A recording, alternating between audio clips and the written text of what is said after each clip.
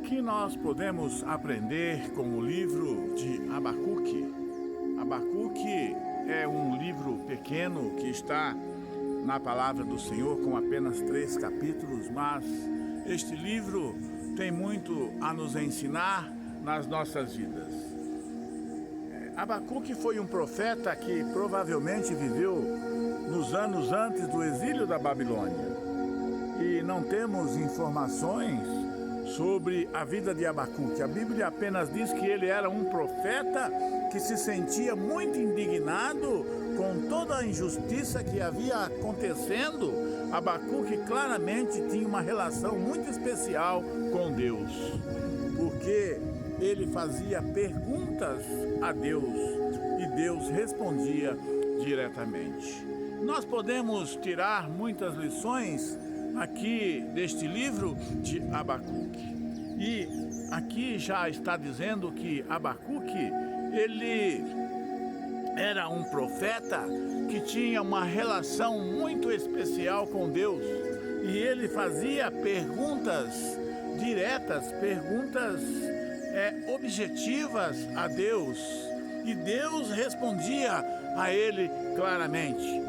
Às vezes Deus lhes dava algumas respostas que ele não se conformava, ele ficava a imaginar. E nós vamos meditar em algumas dessas passagens e vamos tirar para as nossas vidas, porque nas nossas vidas não é diferente. Nós precisamos ter um relacionamento bom para com Deus. Nós precisamos estarmos servindo este Deus de uma maneira clara, de uma maneira correta, para quando nós estivermos diante de alguma situação, quando nós vermos algumas coisas assim, como o Abacuque aqui, nós podemos nos prostrar diante de Deus e dizer: Senhor, por quê? Senhor, na onde? Senhor, quando? Senhor, tem que ser assim, Senhor. E aí Deus vai nos esclarecendo e nós vamos acabando de entender e de ver que a razão totalmente quem tem sempre é Deus. Nós nunca temos razões. Às vezes nós até pensamos que temos e começamos a churumingar, a questionar Deus de uma maneira assim até que muito exaustiva. Mas quando nós colocamos a nossa cabeça no lugar, quando nós começamos a meditar, a ouvir, a questionar e a raciocinar nas respostas que Deus vai nos dando com o tempo, nós vamos entendendo que realmente Deus sempre teve e sempre terá razão. O ministério de Abacuque como profeta durou por tempo indeterminado antes de o povo de Judá ser conquistado pelo Império Babilônico. Vamos a ver então quais são as queixas de Abacuque. O que é que Abacuque está queixando? Abacuque não tinha medo de expressar suas dúvidas e queixas a Deus. E nós, quando nós temos intimidade com Ele, quando nós estamos na presença dEle, nós também não precisamos ter medo, não. Nós podemos sim questionar: Senhor, por quê? Senhor, tem que ser assim, Senhor. Ô Senhor, não dá para ser diferente. Isto não é possível. Assim não pode ser, mas pode sim, porque Deus tudo sabe.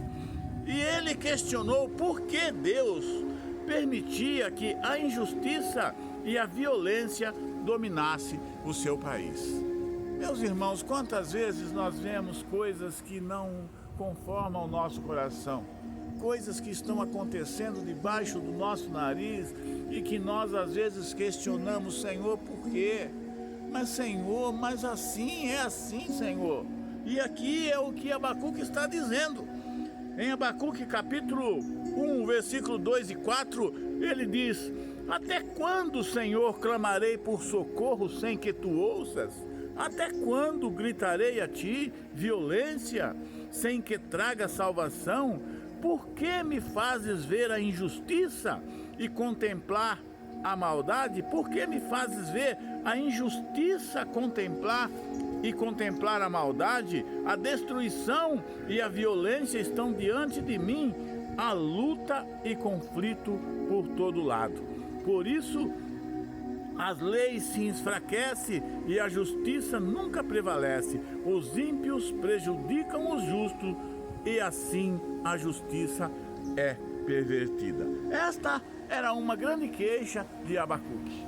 Ele via os injustos passarem por cima dos justos, as coisas serem corrompidas, serem totalmente contrariadas. E hoje não é diferente, no mundo de hoje não está diferente.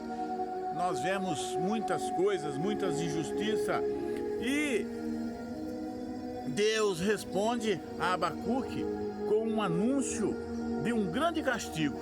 Ele iria trazer os babilônios contra o povo de Judá para castigar a sua maldade. Está em Abacuque, capítulo 1, versículos 5 e 6. Os babilônios eram muito violentos e cruéis e não teriam piedade. Eles iriam arrasar a terra.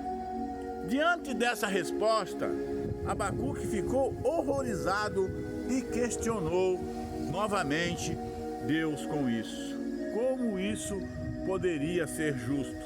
Os babilônios eram ainda piores que os judeus e também mereciam castigo. Além de violentos e cruéis e injustos, os babilônios ainda eram idólatras. Se Judá iria ser castigada, por que a Babilônia teria sucesso e continuava sem castigo? Esta era o questionamento de Abacuque. Abacuque estava questionando o Senhor. Se o Senhor vai castigar Judá, por que Judá não está te obedecendo? Porque o Judá está fazendo algo que não te agrada? Mas o Senhor vai pegar os babilônios, que são piores do que Judá. Os babilônios, além de tudo, são idólatras, são muito piores, são violentos. Então Deus estava usando vamos dizer assim, o ruim para castigar o estragado. Deus estava usando algo muito pior para castigar aquilo que era ruim, mas que não era tão ruim assim. Mas as coisas de Deus é quem sabe a sua maneira de fazer. É por isso que muitas vezes nós vemos coisas acontecendo que nós não concordamos. Mas quando Deus respondeu ele, ordenou que Abacuque registrasse as respostas para servir de sinal sobre as coisas que iriam acontecer. Aí Deus revelou para Abacuque e Deus pediu para que ele fizesse essas placas que a gente vê nas pistas hoje, os outdoor, que se fala, não sei falar essa palavra, mas essas placas que nós vemos nas pistas já existia lá atrás. Deus está mandando para ele, Deus está dizendo para ele, ali em Abacuque capítulo 2, versículo 2 e 3, então o Senhor me respondeu, escreva claramente a visão em tábuas, para que se leia facilmente, pois a visão aguarda um tempo designado.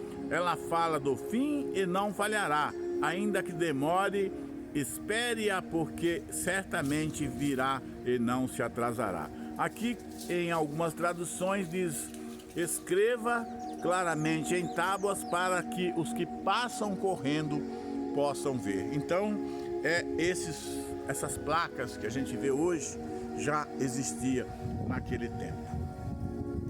E a resposta de Deus era válida não só para Judá e a Babilônia, mas também para todos os que são ímpios. Deus explicou que o sucesso das pessoas ruins é apenas temporária, mas Deus cuida de quem é fiel dele. Então, meus queridos, nós podemos ver, às vezes você pode estar em uma situação em que você está caminhando, você está lutando, você está procurando fazer com toda a decência, com toda a justiça, com toda a fidelidade, e as coisas caminham devagarinho, ou às vezes até está estagnada, está parada, e você vê um outro que faz de qualquer jeito, que corrompe, que se vende, que faz tudo atrapalhado progredir.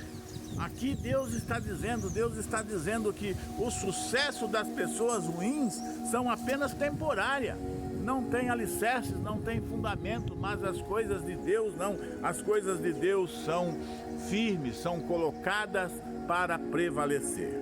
Em Abacuque capítulo 2, versículo 4 e 5 diz que as nações violentas seriam arruinadas e aqueles que lucravam com a injustiça e o crime não iriam escapar do castigo. Os idólatras não iriam receber a resposta e nem a proteção, porque somente Deus tem o poder. Por vezes, Deus parece que demora a responder às nossas orações. Deus parece não olhar muito para nós que estamos sendo justos diante de Deus. Mas os injustos ficam com um sentimento.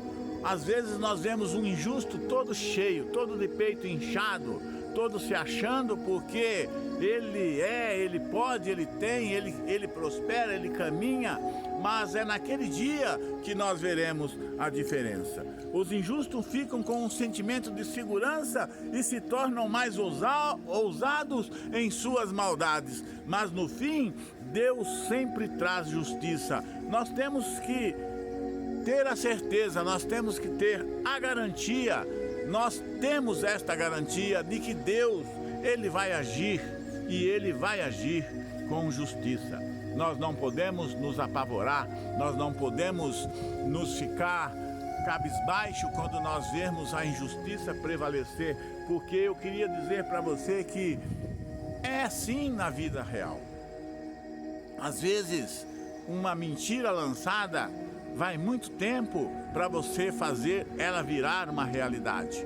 Eu vou dar um testemunho aqui rapidinho. Na minha carreira profissional, um certo tempo, eu trabalhei mais de 30 anos como funcionário público e nesse meio período eu tirei uma licença, eu fiquei de licença durante um ano, um pouco mais de um ano, e ao retornar eu fui designado para uma secretaria que não era a secretaria que eu estava, porque ali ainda iria abrir uma vaga para mim, e eu teria que ir prestar serviço nesta outra secretaria até abrir aquela vaga. E ao eu chegar nessa secretaria, era uma secretaria de segurança pública, e o tenente, eu me lembro até hoje, o tenente Costa, se ele estiver me ouvindo, um abraço ao Tenente Costa, se ele estiver vendo este vídeo. O Tenente Costa, ele não me conhecia, não sabia, eu fui lá e ele estava com uma ficha na minha mão. E naquela ficha ele olhou para mim e falou assim: olha aqui, moço, eu muito novo ainda, olha aqui, menino, olha aqui, rapaz, eu vou te receber aqui na secretaria, mas a ficha que eu tenho na minha mão não é boa a sua.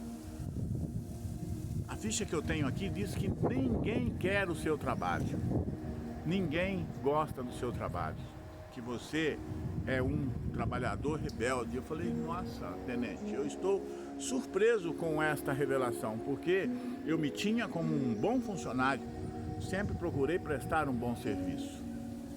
Mas vamos fazer um trato, eu disse a ele. Eu preciso vir trabalhar como seu motorista aqui na sua secretaria e o senhor está precisando de um motorista. Nós vamos começar a trabalhar e com o tempo, ou o senhor, ou eu continuo aqui, ou o senhor me coloca à disposição novamente e eu vou procurar uma outra secretaria. E ele falou: então tá feito, vamos fazer. E começamos a trabalhar. Irmãos, eu comecei a trabalhar naquela secretaria e ele morava vizinho de um outro motorista que me conhecia. E um dia esse motorista veio falar para mim, já fazia uns 6 meses que eu estava trabalhando, quase um ano já. Ele falou assim: olha, o Tenente Costa veio falar bem de você.